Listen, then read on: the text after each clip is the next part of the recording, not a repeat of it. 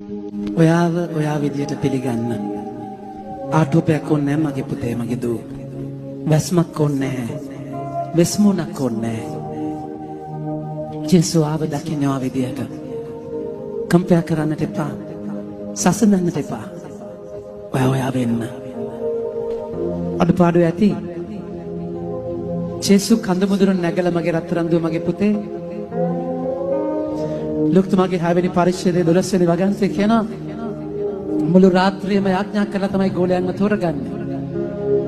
ඒ ඔබවයි ජේසුස් කැඳෙව්වේ. ඒ ඔයා වෙන්න මිසක් ඔයා තව කෙනෙක් වෙන්න නෙමෙයි මගේ පුතේ මගේ දුවේ.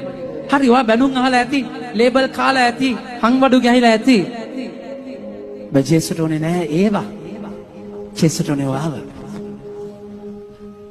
දුබලයි කියලා බින්දුනා කියලා. ජේසුස් වහක දාගන්නේ.